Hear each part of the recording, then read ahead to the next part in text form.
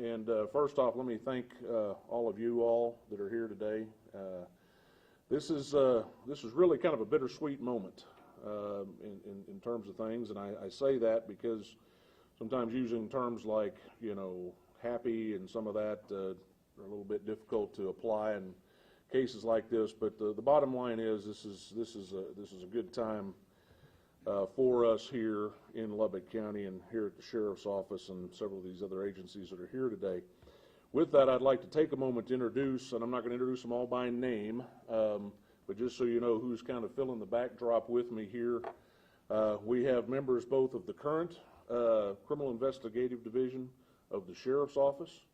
We have both current and former members of the Texas Rangers here, and we also have several of our either current or retired investigators that all participated in this case over this nearly 20-year period. And so it's really important for me to highlight the thousands upon thousands of hours of work that each of these individuals put into bringing this case to a successful conclusion that we're here to talk about today. So let me just kind of get started, you know, in it a little bit. I think most of you all have a lot of the core facts as was released and that you all had access through with the probable cause affidavits for the warrants. But we go back to July 15, 2003, when the partially nude and deceased body of Cynthia Joanne Palacio was found on County Road 7800 here in Lubbock County. She was, once autopsy results were completed, it was determined that her cause of death was strangulation, or excuse me, asphyxia due to strangulation. If you fast forward up a little bit, as this investigation had continued, and there were several pieces of evidence that the investigators, rangers, and those participating at the time were able to identify with regard to her body, with regard to substances on her body, on certain items. She only had one clothing item on her, but some jewelry. And needless to say, like I said, all of this evidence was taken, it was processed, and we immediately had at least some DNA connection at that point with regard to a potential suspect. Fast forwarding again to January 6, 2020, our suspect, Andy Castillo, was arrested in Lubbock on various felony offenses by a McLennan County Sheriff's Office detective and members of the Lubbock Police Department. On that same date, our investigators, on that same date, the Lubbock Police Department was able to obtain written consent from Castillo for his DNA, and that officer subsequently obtained a DNA sample. Upon reviewing that and finally getting that submitted, our investigators on May 13, 2020 were able to obtain a sample of that DNA and get it submitted to the DPS crime lab, who needs to receive a lot of credit on this for their ability to get in and identify this particular sample. But this actually gave us, although we had a CODIS hit from a previous time that Castillo was in our jail from a DNA swab there, this was actually the first evidence we could confirm that was known to come from him specifically. And with the help of the crime lab there at the Department of Public Safety, we were able to confirm that in fact all of the evidence retrieved at the time of her murder was in fact able to tie back to Andy Castillo's DNA.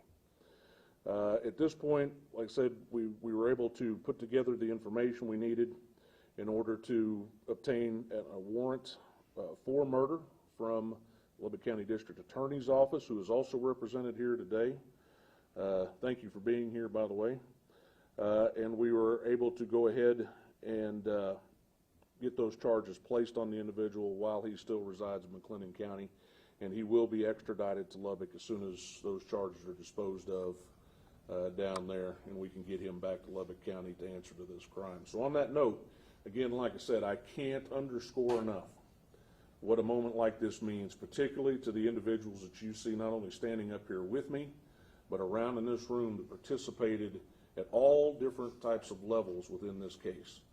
Not only for the family is it important that we're able to finally bring to Cynthia's parents, sister, some closure on this case, that we've finally identified the individual who was responsible for her death, but also for these individuals, like I said, that spent many, many selfless hours, sleepless nights working on this case. And some of it, and I said earlier, take note, some of these individuals are retired now. They had to leave with that unopened bit of business that we can now close out for them as well. So on that note, I will take and try to answer any questions I can. And if I can't, Lieutenant Castillo is going to be available to try to answer any real specific questions we can without crossing too far into anything that would interfere with the prosecution of the case. So with that, go ahead, young lady. Is Castillo's, actually, is Palacio's death related to, what's her name, Carbajal? Let me just say on that particular, we don't have anything yet specific. Now, although there could be some similarities with regard to those two particular homicides, we don't have evidence yet confirming a definite tie there. So when we get that, and if we get that, let me rephrase that, if we're able to confirm that through the same type of DNA testing that we were able to do with Ms. Palacio, then we'll make that announcement and file those charges appropriately. Has his DNA been applied to any other cases? That's currently being worked on. There's certainly several other possibilities out there, but we'll let the guys that are working on those traps now run through those. Yes, ma'am. Does he have any other previous criminal history in Lubbock besides this murder? He had a rather extensive, I don't have it in front of me right now, but he does have a rather extensive history and does have a lot of charges regarding violence with women and some of those types of things. So there's certainly some predicating factors in there that I think will be applicable later on down the road. But yes, ma'am. And you obtained his DNA on May 13th. Is it typical for it to take, 6 months or so to identify his DNA? Absolutely. You just got to look at the amount of cases that are being filed, and with the particular labs, they are, quite frankly, overloaded. And although there's lots of work to try to help and assist in that, it is not uncommon, and it takes us a little bit to get those confirmed results. Because again, we're into the, this is the type of stuff that I think greatly enhances the district attorney's office's ability to successfully prosecute these cases, because we're in the octrillionth of certainty with regard to those DNA results. And so we'll certainly allow for that time for them to do what they need to do as thoroughly as they need to do it. Any other questions I can answer? Yes, ma'am. Go ahead. Yeah. Has the family been notified? Yes, absolutely. Our current criminal investigators and the lieutenant down there has been working and talking with the family based on all the new information we have now and keeping them apprised of where we are as of this morning. And under what circumstances do you take DNA from an inmate or someone who's arrested?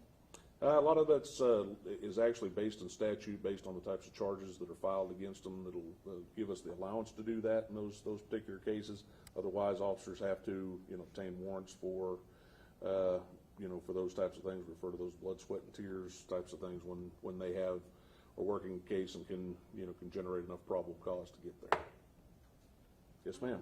Is Castillo committed crimes in other areas, like other counties, other surrounding towns? Like how extensive? I don't know about immediately surrounding Lubbock. Obviously, Waco and McLennan County had quite a bit of interest in him to bring him back down there. So we do know he has certainly been involved in some things in other parts of the state. Was Castillo originally a suspect when the murder first happened? I don't think so. I don't think he had initially hit the radar screen at that point. Any other last questions I can get for y'all? Are there any other cold cases that you're looking for the public's help for? Well, we've got quite a few of those, and I can have Lieutenant Castillo cover those with you once we wrap up here. Obviously, anytime you get a significant hit like this, one of the primary things they want to do is go back and look at other cases with any type of evidentiary similarity to them, and see if there's anything there that we can potentially link to a suspect that's capable of doing this level of a crime. So, well, guys, if I don't see any more hands there, again, I want to thank you all for coming. I want to thank everybody that's here today, because again, this is a very, very telling statement, It's why we kind of shudder on the term cold cases. We don't like to ever say they're completely cold, because somewhere in every agency that's working, particularly with homicide cases and these types of things, somebody somewhere is still grinding through and trying to find something, see something somebody may have not caught or realized, or find a new lead to go run down. And it's because of that persistence that we're standing here today, getting to talk about getting this one at least brought to a point of conclusion for everybody. And so again, the work will continue on the others, but nonetheless, this is a tremendous testament to all these guys and the time and efforts that they put in to get this one finished. So thank you again for taking the time to be here with us today. Anybody want to add anything? None? Okay, well, very good. Thank you all again.